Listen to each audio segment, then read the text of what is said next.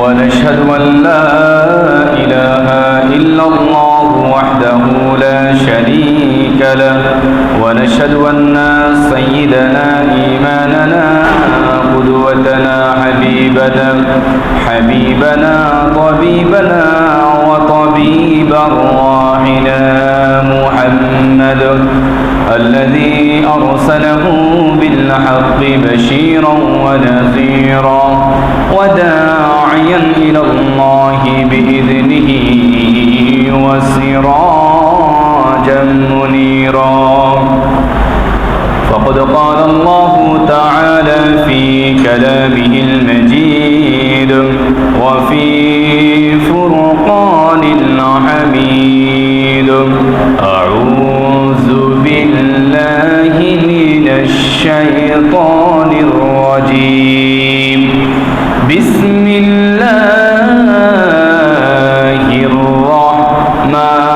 الرحمن الرحيم كذبت قوم نوح المرسلين إذ قال لهم أخوهم نوح ألا تتقون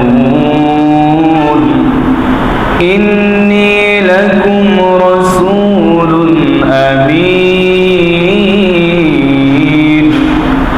فاتقوا الله وأطيعون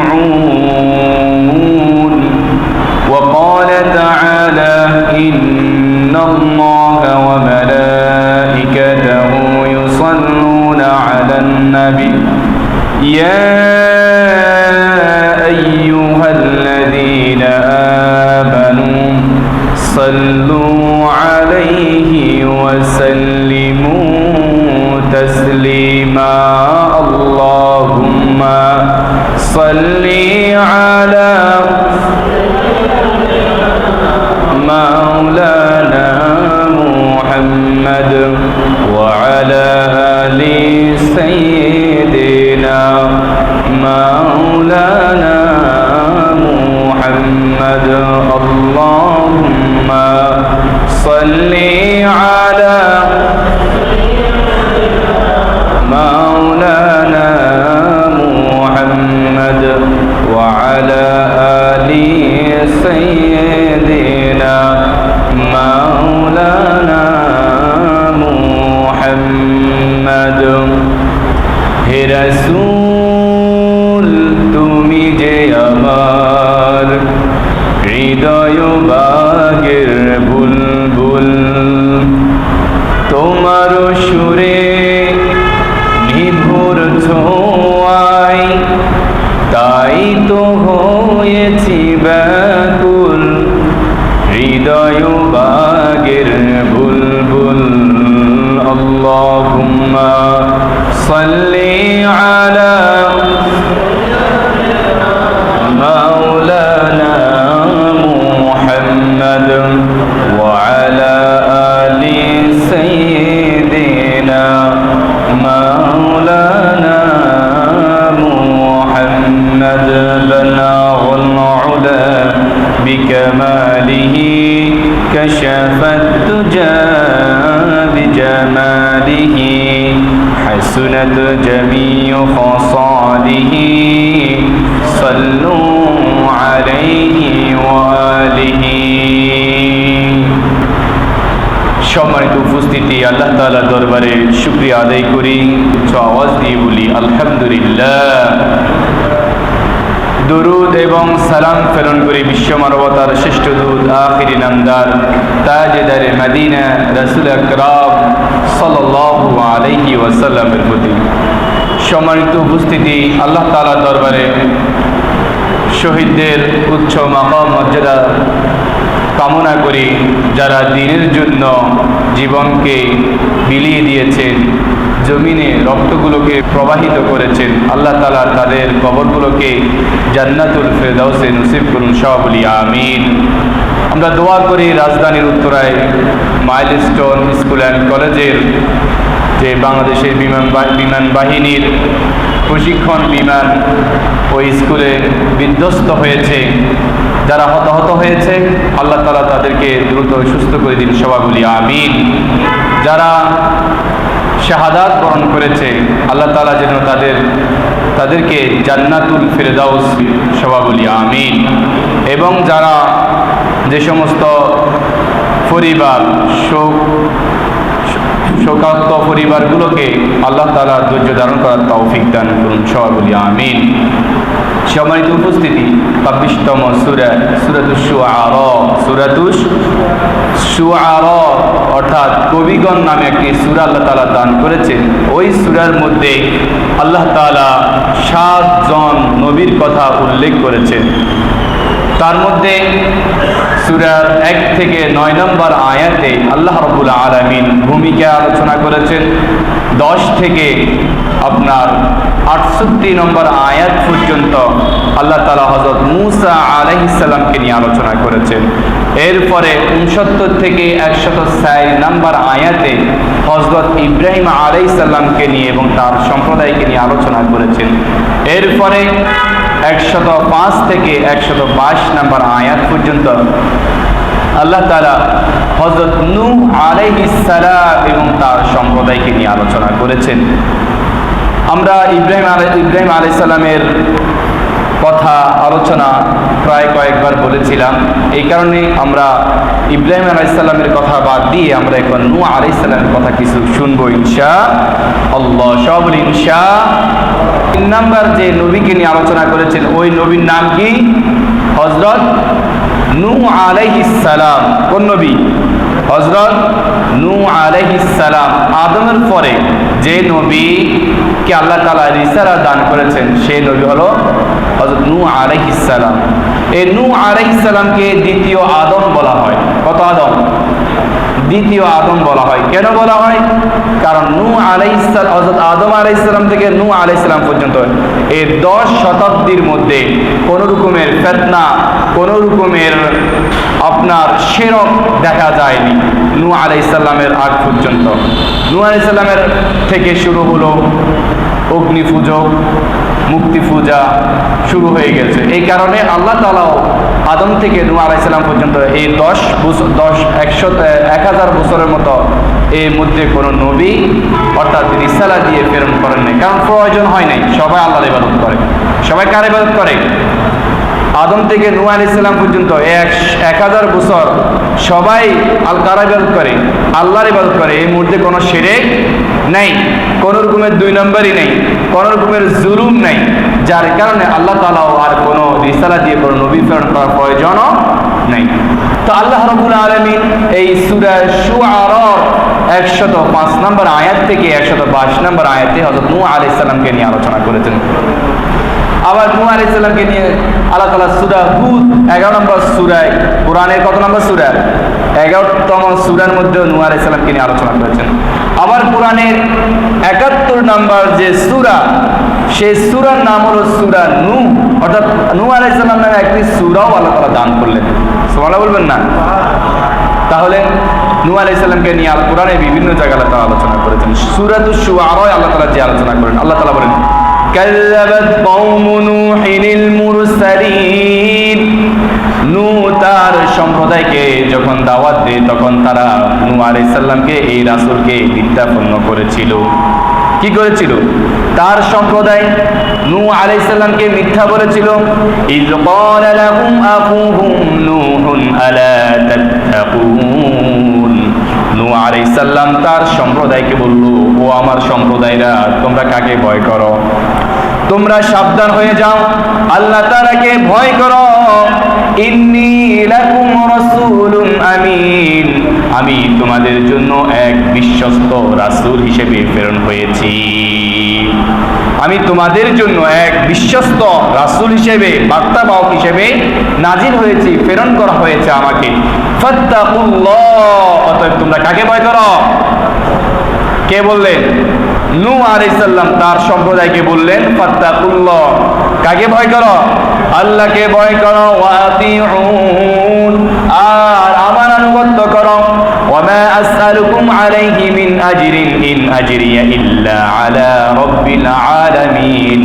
আমি যে তোমাদেরকে দাওয়াত দিচ্ছি এর জন্য আমি তোমাদের কাছ থেকে কোনো প্রতিদান চাই না, আমি তোমাদের থেকে কোনো বকশিশ চাই না, তোমাদের থেকে কোনো হাদিয়া চাই না। ইন আজরিয়া ইল্লা আলা রাব্বিল আলামিন, তোমাদেরকে যে আমি দাওয়াত দিচ্ছি এই জন্য প্রতিপালক রব্বুল আলামিন আমাকে এর জাযা দান করবেন। আবার তারপরে আবার বলা হলো ফাত্তাকুল্লাহা ওয়া আতিউন, সুতরাং তোমরা কাকে ভয় করো? আগের আয়াত ফাত্তাকুল্লাহ ওয়া আতিউন, এর পর আয়াত আবার ফাত্তাকুল্লাহ ওয়া আতিউন, তোমরা আল্লাহ তাআলাকে ভয় করো, সাবধান হয়ে যাও। ওয়া আতিউন, এবং আমি রাসূলের আনুগত্য করো। ক্বালু আনুমিনু লাকা ওয়াত্তাবা'আকাল আরযালুন, তার সম্প্রদায়রা আবার বলতে লাগলো, ও নূহ, আমরা কি ইতর যারা তাদের মতো আমরা কি ঈমান আনবো? নাউজুবিল্লাহ বলেন। ইতর বলা হলো, ওই তার সম্প্রদায়রা ইতর বলেছে তাদেরকে যারা গরিব, যারা কি গরিব, যারা সাধারণ মানুষ, যাদের টাকা পয়সা কম, যাদের শিক্ষাও কম, কিন্তু রাসূলকে বিশ্বাস করে। কাকে বিশ্বাস করে? রাসূলকে বিশ্বাস করে। আমাদের সমাজের নিম্ন শ্রেণী যারা, তাদের কথা ধরে। প্রভাবশালী যারা বললো, ও নূহ, তোমার দাওয়াত তো আমরা তাদের মতো কবুল করবো না যে ইতর লোকেরা তোমার দাওয়াত কবুল করছে। আসলে ইতর কারা? যারা সমাজের মধ্যে নিম্ন শ্রেণী, টাকা পয়সায় কম, সম্মানের দিক দিয়ে কম, কিন্তু ঈমানের দিক দিয়ে কি বেশি। কেন? তারা নূহ আলাইহিস সালামের কথা মেনেছে। এই কারণে তার সম্প্রদায়রা বললো যে আমরা ইতর লোকের মধ্যে ঈমান আনবো না। এরপরে আবার নূহ আলাইহিস সালাম বললেন, ক্বালা ওয়া মা ইলমি বিমা কানু ইয়ামালুন, তার সম্প্রদায়কে এবার নূহ আলাইহিস সালাম বলেছেন তারা কি ভালো তা খারাপ, তারা কি গরিব সেটা আমার বিবেচনা নয়, কারণ তাদের এই ব্যাপারে আমার কোনো প্রশ্ন করার দরকার নাই। ইন হিসাবুহুম ইল্লা আলা রাব্বি লাউ তাশউরুন, তাদের ব্যাপারে আল্লাহ তাআলা এই খবর রাখেন, আল্লাহ তাআলাই ভালো জানেন। ওয়া মা আনা বিতারিদিল মুমিনিন, আমার দ্বারা মুমিনদেরকে তাড়িয়ে দেওয়া সম্ভব নয়। আমার কাজ হচ্ছে মুমিনদেরকে দাওয়াত দেওয়া। মুমিনদেরকে কি করা? যেহেতু তারা গরিব হতে পারে, তাদের টাকা পয়সা কম হতে পারে, সমাজে তাদের দান কম হতে পারে, কিন্তু তারা আমি রাসূলের কথায় আল্লাহ তাআলাকে বিশ্বাস করেছে, সুতরাং তোমরা তো বিশ্বাস করো নাই। ইন আনা ইল্লা নাযীরুম মুবিন, আমি তো মাত্র একজন স্পষ্ট সতর্ককারী, আমি তোমাদের জন্য নাজিল হয়েছি সতর্ককারী, তোমাদেরকে সতর্ক করার জন্য। ক্বালু লা ইল্লাম তানতাহি ইয়া নূহু লাতাকুনান্না মিনাল মারজুমিন, তর্কে যখন হেরে যায় তখন আবার মাইট নাকি বলেন? যখন আমি আপনাকে সুন্দর করে আজ বলবো যে ভাই নামাজ পড়েন, আপনি বলেন আমার কাপড় নষ্ট, আমি বলবো যে কাপড়ও সমস্যা নেই, এটা ব্যবস্থা করা যাবে, আপনি বলবেন আমার এই সমস্যা, এই সকল সমস্যার পরে আবার বলবেন কি মাইট। যখন তর্কে আপনি হেরে গেছেন, এই অবস্থায় ঠিক নূহ আলাইহিস সালামের কি বলা হলো? ক্বালু লা ইল্লাম তানতাহি ইয়া নূহ লাতাকুনান্না মিনাল মারজুমিন, তার সম্প্রদায় তাকে বলা শুরু করলো, ও নবী, তুমি তো বাড়াবাড়ি শুরু করেছো। তুমি তো কি শুরু করেছো? তুমি তো আমাদেরকে দাওয়াত দেওয়ার মাধ্যমে আমাদের সাথে বাড়াবাড়ি শুরু করে দিয়েছো। লাতাকুনান্না মিনাল মারজুমিন, তোমাকে পোস্তার আঘাতে আঘাতে তোমাদেরকে নিহতদের অন্তর্ভুক্ত করে দিব। নাউজুবিল্লাহ বলবেন না? দেখলেন দাওয়াত দেওয়ার তাহলে ফলাফল কি? মৃত্যু। নূহ আলাইহিস সালামকে মেরে ফেলার হুমকি তার সম্প্রদায়কার। ক্বালা রাব্বি ইন্না কওমি কাযযাবুন, যখন নূহ আলাইহিস সালামকে বলা হলো, তো আপনার নূহ আলাইহিস সালামকে যখন বলা হয়েছে যে তোমাকে পোস্তার আঘাতে পিটতে পিটতে তোমাকে শেষ করে দিব, নিহত করে দিব, তখন নূহ আলাইহিস সালাম আল্লাহ তাআলার কাছে দোয়া করতে লাগলেন, রব্বি ইন্না কওমি কাযযাবুন, আল্লাহ তাআলাকে বলল, ও আল্লাহ, ও আল্লাহ, ও আমার রব, আমার সম্প্রদায় তো আমাকে অস্বীকার করেছে, আমার সম্প্রদায় তো আমাকে মানে না। এবার আল্লাহ তাআলা রাসূল নূহ আলাইহিস সালাম বললেন, ফাফতাহ বাইনি ওয়া বাইনাহুম ফাতাহান ওয়া নাজ্জিনি ওয়া মান মাইয়া মিনাল মুমিনিন, ও আল্লাহ আল্লাহ রাব্বুল আলামিন আমার সম্প্রদায় যারা আমার প্রতি ঈমান আনে নাই, আমাকে রাসূল হিসেবে বিশ্বাস করে নাই, ওয়াত্তাকুল্লাহা ওয়া আতিউন, আমার আনুগত্য করে নাই, আপনাকে ভয় করে নাই, তাহলে রব্বুল আলামিন তাদের মধ্যে এবং আমার মধ্যে একটা মীমাংসা করে দিন। ওয়া মান মাইয়া মিনাল মুমিনিন, আর যারা আমাকে আমার সাথে যারা মুমিন যারা আমার সাথে যুক্ত হয়েছে, যারা আমাকে বিশ্বাস করেছে, আমাকে এবং তাদেরকে রব্বুল আলামিন আপনি রক্ষা করুন। আল্লাহ তাআলার কাছে বললেন, যেহেতু দাওয়াত দিতে লাগলেন, কত বছর দাওয়াত দিলেন? কত বছর? এগুলো তো মনে থাকার কথা, ওয়াজ এগুলো তো পুরাতন ওয়াজ। 950 বছর দাওয়াত দিলেন কে? হযরত নূহ আলাইহিস সালাম। নূহ আলাইহিস সালামকে আল্লাহ তাআলা সূরা হুদের মধ্যে আলোচনা করলেন। কোন সূরা? কোন সূরা?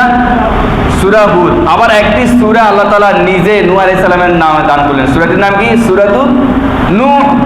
নূহ আলাইহিস সালাম মানুষকে দাওয়াত দিলেন, দাওয়াত কবুল করলেন না। কবুল না করে উল্টা কি বলা হলো?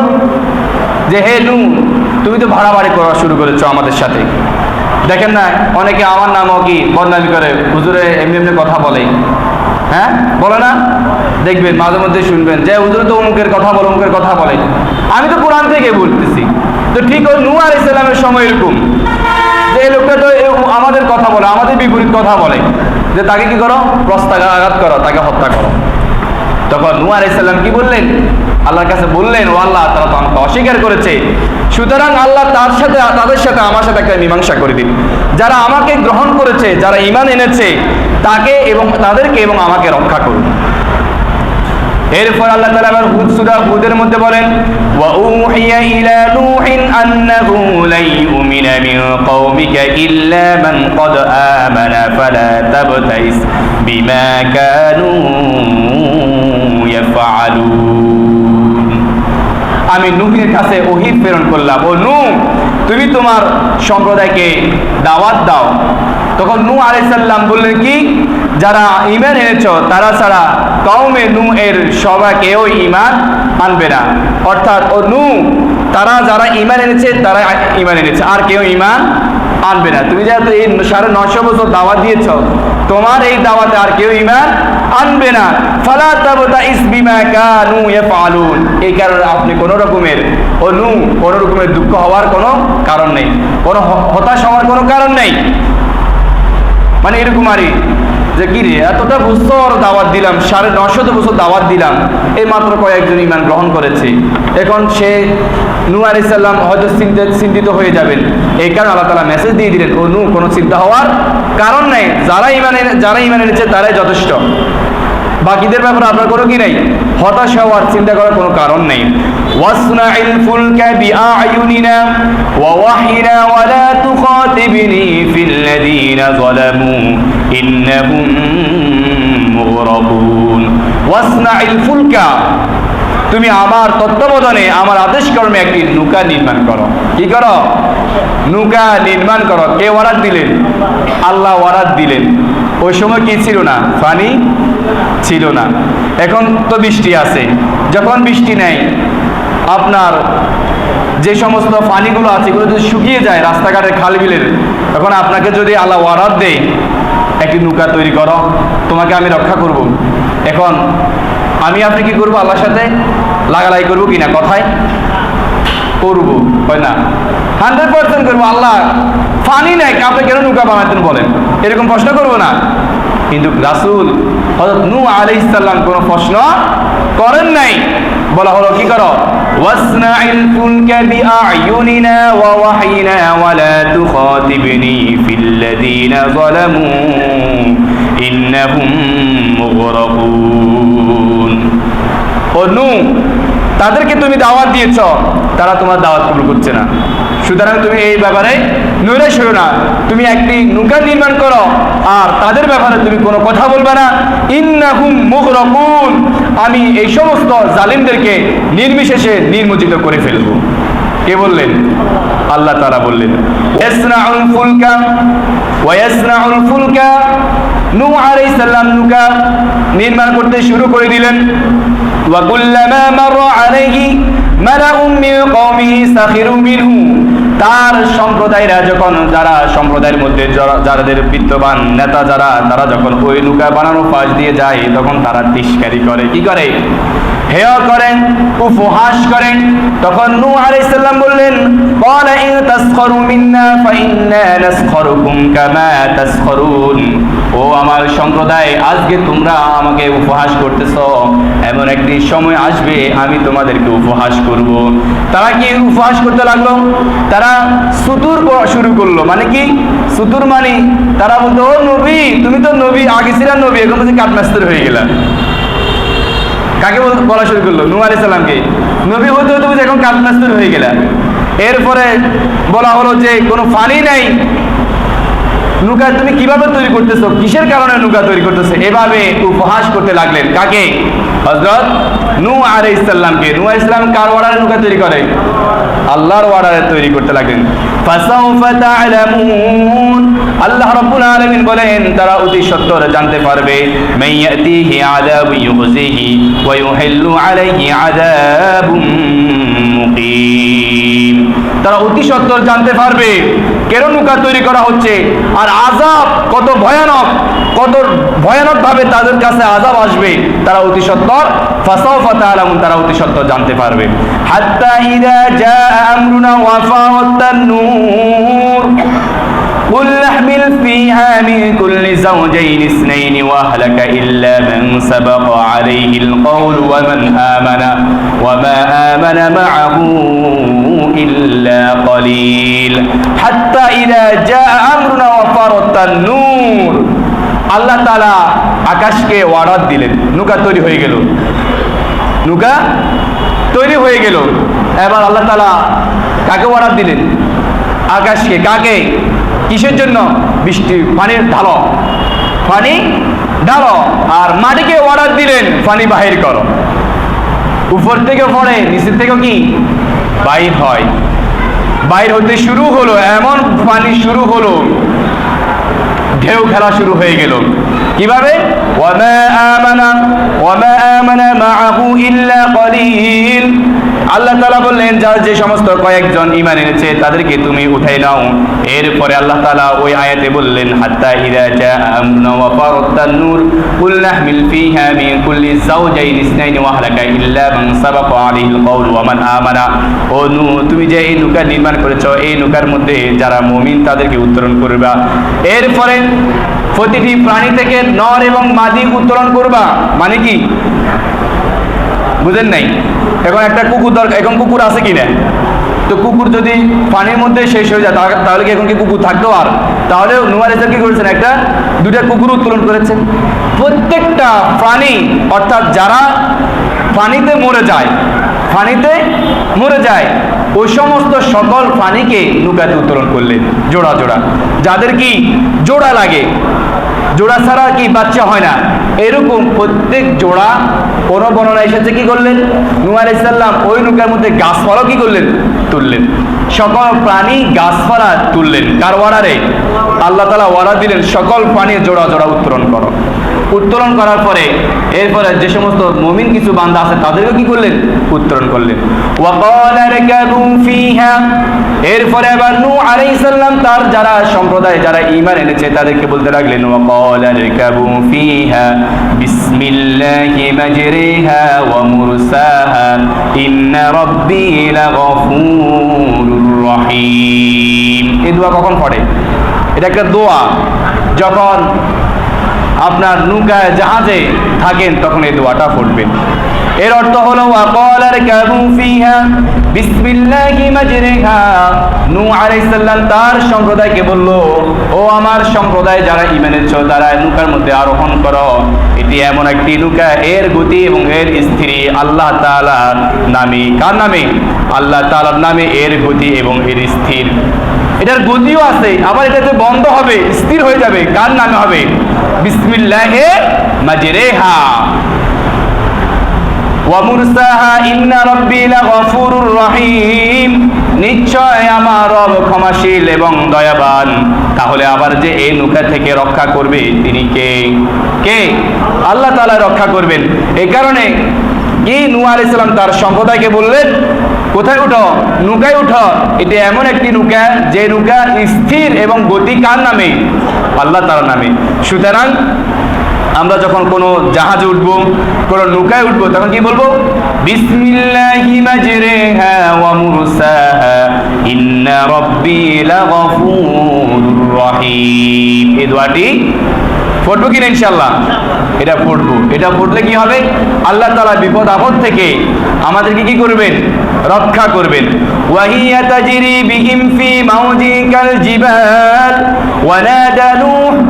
যখন নৌকাটি একেবারে পাহাড়ের বরাবর হয়ে গেল, পানি বরাবর হয়ে গেল, তখন নূহ আলাইহিস সালাম তার সন্তান একজন আছে, 4জন সন্তান, তার মধ্যে একজন সন্তান নাম হচ্ছে কেনান। কেনানকে ডাক দিয়ে বলেন, ইয়া নূহ বুনু ওয়া কানা ফি মা'জিলি ইয়া বুনাইয়া রাকাম মা'ানা ওয়া লা তাকুম মিনাল কাফিরিন। যখন পাহাড় দেখা যায়, এখনো কি দেখা যায়? পাহাড় দেখা যায়। হাম, শাম, ইয়াফিস আর কেনান, কয়জন পুত্র?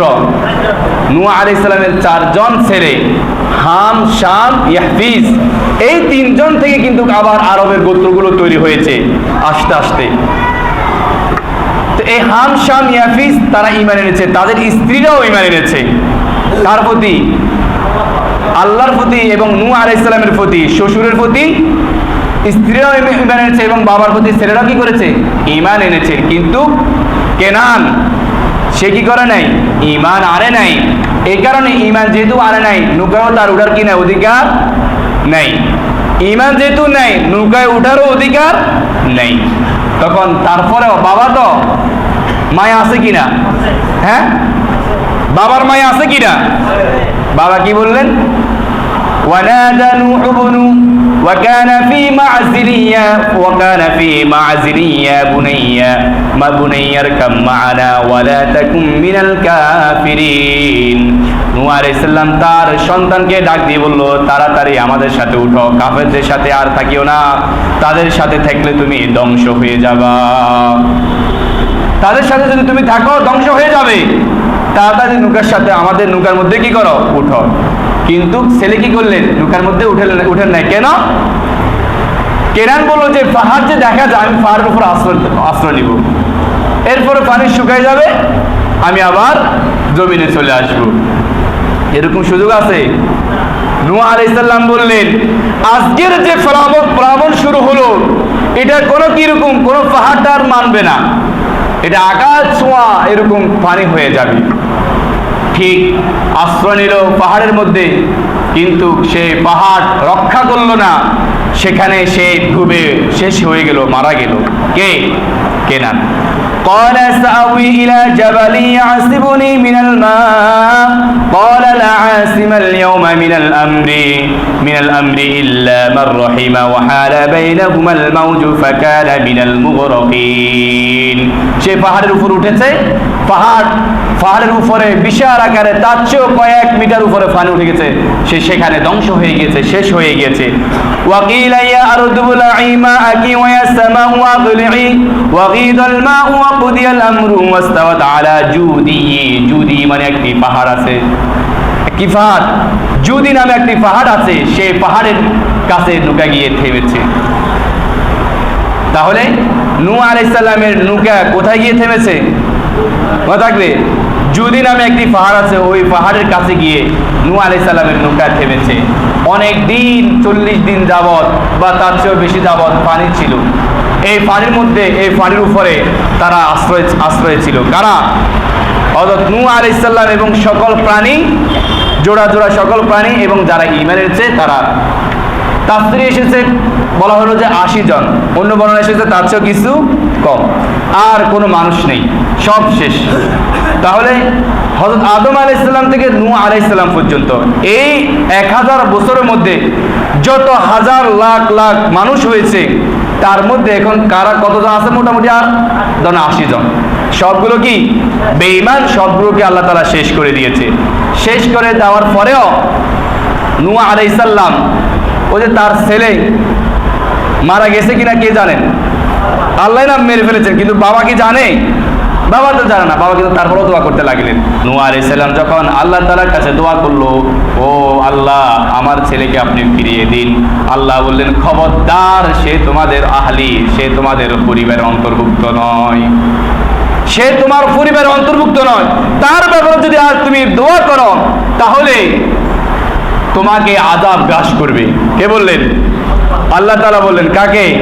নূহ আলাইহিস সালামকে ধমক দিয়ে বললেন খবরদার, তার ব্যাপারে আর দোয়া হবে না, তার ব্যাপারে কোনো দোয়া করা যাবে না। যদি দোয়া করো তাহলে তোমাকে কি করবে? আযাব গ্রাস করে ফেলবে, তোমাকে ধ্বংস করে দেওয়া হবে। দেখেন, আমরা কিন্তু এখনো আল্লাহ না করুক আমাদের কোনো ছেলেরা যদি ইসলামের বাইরে থাকে, আল্লাহর কাছে বারবার দোয়া করলে আল্লাহ কি রাগান্বিত হবেন? নবীর ক্ষেত্রে কিন্তু ওরকম ছিল, ভিন্ন ছিল। দোয়া করেছেন, আল্লাহ বলেন খবরদার আর দোয়া করতে পারবি না, দোয়া করার কি আর সুযোগ না, দোয়া করলে আবার তোরও শেষ করে দিবি। কে বললেন? আল্লাহ তার নবীকে বললেন। কিন্তু আমরা যদি এখনো যদি তার আমার আপনার সন্তানের জন্য রাত দিন 24 ঘন্টা যদি আল্লাহর কাছে দোয়া করি, আল্লাহ তাআলা কি রাগান্বিত হবেন? হবেন নাকি আল্লাহ তাআলা খুশি হবেন? সুতরাং যে সমস্ত আপনার ছেলেরা বা আপনি নিজেই আল্লাহর আইনের বাহিরে, আল্লাহর হুকুমগুলোর বাহিরে, ইসলামী আন্দোলনের বাহিরে, তাদেরকে দাওয়াত দেন, ছেলেকে দাওয়াত দেন। যে বলে এই দলাদলির দরকার নাই, নেতাগিরির দরকার নাই, কি করো? নামাজ পড়ো। ডক্টর আব্দুল্লাহ জাহাঙ্গীর বলেছেন যে তোমার যৌবনের কারণে কিছু গুনাহ হয়ে যেতে পারে, কিছু পাপ হয়ে যেতে পারে, এই জন্য তুমি নৈরাশ হও না, কিন্তু নামাজের মতো এত বড় ত্যাগ কখনো করবে না, নামাজ আদায় করো। তাহলে আল্লাহ তাআলা কি করবেন? তোমার ওই যে যৌবনের কারণে যে কোটি কাটি পাপ হয়েছে সেটা কি করবেন? আল্লাহ তাআলা মাফ করে দিবেন। সুতরাং আসুন, নূহ আলাইহিস সালাম দাওয়াত দিলেন তার সম্প্রদায়কে, সম্প্রদায়রা নূহ আলাইহিস সালামের দাওয়াত কবুল করেন নাই। যারা কবুল করেছেন তাদেরকে রক্ষা করেছে কে? আল্লাহ। তাহলে আরেক বর্ণনা এসেছে আরেকটি, যে ওই যে বুড়ির কথা বলেছিলাম, সবাই জানেন যে বুড়িও কার প্রতি ঈমান এনেছে? আল্লাহর প্রতি ঈমান এনেছে। বুড়ি বলল, ও নূহ, যেদিন পানি হবে, প্লাবন হবে, সেদিন আমাকে ডাক দিও, তাহলে আমি দৌড়ে গিয়ে তোমার নৌকায় আশ্রয় নিব। নূহ আলাইহিস সালাম ভুলে গেলেন কাকে? বুড়ি মাকে ভুলে গেলেন, বুড়ির কথা ভুলে গেলেন। এই দিক দিয়ে প্লাবন হয়ে একেবারে সব সাদা, কিছু নেই আর, কিছু আর নেই, সবগুলো শেষ হয়ে গিয়েছে। যখন জমিনে পা রাখলেন, পা রাখার পরে নূহ আলাইহিস সালাম মনে মনে চিন্তা করলেন, হায় রে, কি করলাম, ওই বিশ্বাসী মহিলাকে কেন নিলাম না, সে তো আর শেষ। নূহ আলাইহিস সালাম তার ঘরের সামনে গিয়ে যখন বুড়িকে ভয় করে যে ডাক দিব কিনা, আছে কিনা, না থাকার তো কোনো কি নাই, কথাই নয়, তারপরে ডাক দিলেন। ডাক দিবার সাথে সাথে বুড়ি ঘর থেকে বাইরে বলল, কি আজকে মনে প্লাবন হবে তাই না, এই জন্য এসেছো? সুবহানাল্লাহ বলবেন না? নূহ আলাইহিস সালাম তো আশ্চর্য হয়ে গেলেন, সেজদায় পড়ে গেলেন যে এত বড় কঠিন ঘটনা ঘটে গেল, আর আল্লাহকে বিশ্বাস করার কারণে বুড়ি বেঁচে গেল। জানে না যে প্লাবন হয়েছে, জানে না যে প্লাবনটা হয়েছে, দুর্যোগ হয়েছে, ভূমিকম্প হয়েছে, পানি হয়েছে, সে জানে না। রক্ষা করেছেন কে? আল্লাহ তাআলা। সুতরাং দলাদলি না করে কাকে ডাকতে হবে? আল্লাহকে ডাকতে হবে। দলমল নির্বিশেষে কাকে ডাকতে হবে? আল্লাহকে ডাকতে হবে। কার প্রতি আহ্বান করতে হবে? আল্লাহর প্রতি আহ্বান করতে হবে। সেই ক্ষেত্রে ওই যে নূহ আলাইহিস সালামকে বললেন নৈরাশ হইও না, তারা যারা ঈমান এনেছে যথেষ্ট। সুতরাং আমাদেরকে দাওয়াত দিতে হবে ইসলামের জন্য। ইসলামের পথে আসেন, আল্লাহর দ্বীনের পথে আসেন, হক কথা বলেন। যে সমস্ত যারা নেতাগিরি করে, এরা কি 5 ওয়াক্ত নামাজ পড়ে? সবাই তারা নামাজ পড়েন। আপনি মুসলমান, আপনি নামাজ পড়েন না, নেতাগিরি করেন কেন? এরকম ফালতু আমি নেতাগিরি দরকার নাই দেশে, এরকম ফালতু গিরি আপনি নেতাগিরি করিয়েন না। যারা যে সমস্ত নেতাগিরি দেখেন, কতজন নামাজ পড়ে, অমুকের দল হাতে, অমুক এটা, অমুক সেটা, কিন্তু নামাজের বেলায় নাই। আপনি নামাজ পড়েন, ইসলামের কথা বলেন, কোরআন তেলাওয়াত করে কথা বলেন, সেগুলো আপনার ভিতরে নাই। শুধু দলাদলি আর মারামারি, কিভাবে কাকে খুন করে কিভাবে কি করা যায়, শুধু চিন্তা। নূহ আলাইহিস সালামের আদর্শ আমাদের মধ্যে নেই। নূহ আলাইহিস সালামের এই আদর্শ, এই কোরআনের মধ্যে নূহ আলাইহিস সালামের কথা উল্লেখ করলেন কিসের জন্য? আমাদেরকে তার শিক্ষা গ্রহণ করার জন্য, তো নাকি অন্য কিছু? নূহ আলাইহিস সালামের এই মেসেজগুলো সূরা শুআরার মধ্যে দান করলেন, সূরা হুদের মধ্যে দান করলেন, এরপরে কোরআনে একটি সূরা ৭১ নম্বর সূরা নূহ একটি সূরায়ে দান করলেন কিসের জন্য? আমাদেরকে সেখান থেকে শিক্ষা গ্রহণ করার জন্য। সুতরাং আসুন আল্লাহকে ভয় করুন, নামাজ আদায় করুন, ৫ ওয়াক্ত নামাজ পড়ার চেষ্টা করুন, দুনিয়াবি ঝামেলা থেকে মুক্ত হয়ে আল্লাহকে ডাকার চেষ্টা করুন।